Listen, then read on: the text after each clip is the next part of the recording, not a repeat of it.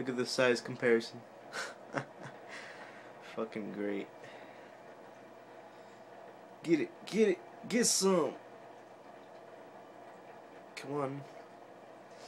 You need to get that. Make some kids already.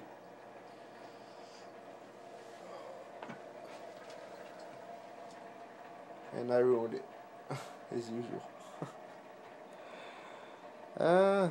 Might be something going with my Auratus Cichlids. Just a random video, I guess. These guys decided to surprise me, so I guess you guys are gonna get surprised too. My yellow lab. Been happy a couple of days now. Feeding it well, thanks to my dad. Came up on some really good cichlid sticks. If you guys got some cichlids out there, this is perfect for you. Perfect for me too, because I got a firemouth and a yellow lab, so it'll just great. Ever since they've been eating it, moods have swifted. I'm just playing. Moods have changed. These guys are happy now. Well fed, everybody's well fed. Even the giant Daniels are taking a liking to it. And I enjoy it too. I like seeing these guys happy. They're happy, I'm happy. And they're just a big hole. The one that I'm most worried about is my red tail. I might need to find it a new home, because, you know, they are not designated for the cichlid aquarium. But for some apparent reason, the loaches are perfectly fine with the cichlids. And the loaches are not as aggressive. But they are playful. And this guy continuously plays with my female Auratus. And no problems. There's my firemouth. I want to get that planted thing going, but you know what? I'm just going to take my time, and we'll get there when we'll get there. It requires a lot of money, so, you know, hopefully I get a job soon and start saving up. I can finally succeed at hopefully, because these guys are pretty big. If you guys, any advice, here's some advice out here for, you know, any cichlid guys that want to get a planted tank going. If you guys want to achieve that, I suggest you get them real young. Real young. Get them when they're real small, smaller than all of these guys. My smallest one is my red zebra right there. Get them when they're smaller than them. Luckily, you know, get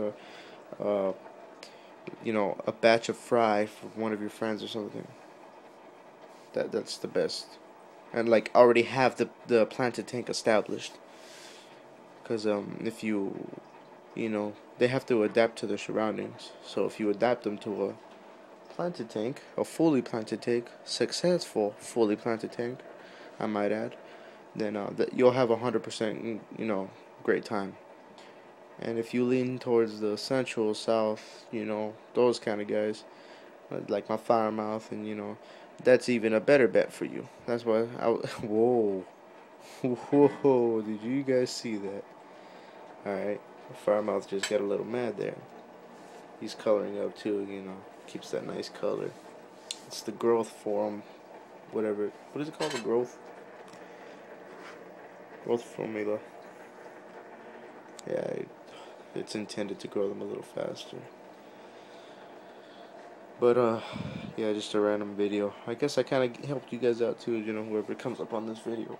I don't have a big amount of subscribers, but you know, whoever watches my videos, there's some info if you guys are attempting to do that kind of tank. Because I want to do it, but it's kind of too late for me because these guys are pretty big. I might go for some like have a real heavy set, you know, substrate, and have these rocks basically built around the plants, so these guys will never succeed in pulling them out. And I'll have a Amazon sword. My dad has one right now. Just, you know, I gotta be patient, and it'll get big. He has it in his 20s, so you know, it'll get real big. And I'll be like, hey Dad, you know, you gave me your job, your horn work, so it's time to give me your Amazon, since you know that's already getting pretty big. and then you know, that'll be my first step. Hopefully by that time I'll have a job, and I'll put it in a little fund. I'll put it in a fund for every little thing I do, because I need to. When you get a planted tank, you gotta keep a continuous rate of what is it? Carbon dioxide liquid, or you could do bulbs, whatever fancies you. I would go with the liquid because it's easy. All you gotta do is just pour. That's it. With the bulbs, you gotta adjust it and this and that. You know, if you got a fully planted tank, you don't want to be messing with your plants. So, but yeah, yeah. So you know, just a little vid for you guys. And I guess another update while I'm at it, right? I kind of moved this log to the front. No shame in my beautiful log. Hopefully, you know, if I get a 100-gallon tank, that'll be a dream. You know, this big old log can successfully fit and still have like 50 inches on each side. No, that's too much, but yeah, you get the point. It's a big tank. I just don't know how I'm gonna fit it in here. I could probably fit it in here, but I won't be able to move it. I won't be able to do anything. I would have to get a real long-lasting canister or something like that. This Auratus he's crazy. He's real crazy.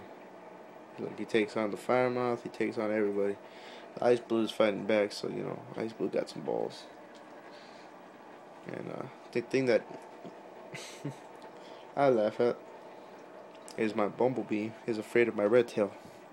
Everybody picks on the red tail except my bumblebee. And my AC, you know, ACs, you know, they don't really, I don't know in the technicalities, but honestly, they can't really fess up to the bumblebees. You know, ACs, they're supposed to be more peaceful. So it's weird when the bumblebee's scared of the red tail and the AC is the one picking on them the most. So yeah, and I bought them in the same litter or bag, whatever you like to call it. I like to say litter because you know, but yeah, it's pretty weird. I got the AC, the Chinese algae eater, and the red tail all around the same time. I got them in the same bag. I basically put them in the same bag, and yeah, the AC got pretty big. Red tail's getting there. Chinese algae eater's not growing at all. Thank goodness. They're intended to grow 11 inches, which I don't want to have any part of. So I'm gonna have to find a way to get rid of them. I'm not gonna kill them or anything, but time's a ticking. I need to get rid of the guy. It's too big. But yeah, just your basic info. About if you guys are gonna question how I got the login or whatever it's called, whatever the technicality is, I suggest you go to like a river, you know for sure there's fish in there, and then you could take shit out of there, boil it a bit. You don't have to you know, have continuous hours of boiling and boiling. It's perfectly fine. You could, cause it's kind of the same thing. There's no really big difference. So yeah, because I didn't even boil this. I boiled the smaller one that I had that I didn't get to use, and this one I just kept. Actually, yeah, I boiled it for a bit, but you know, not professional. I didn't get a thing that, you know, fully fit this, and you know, I didn't do it 100%. So, but if you find it on land, because this is where I got mine, because it was pretty big. I had to cut it in 2 pieces. If you find it on land, it's gonna be a bitch to get in the water. So that good thing I had all these river rocks. Yeah, get a lot of rocks and just bury it under all those rocks. And they have to be real heavy rocks, not substrate.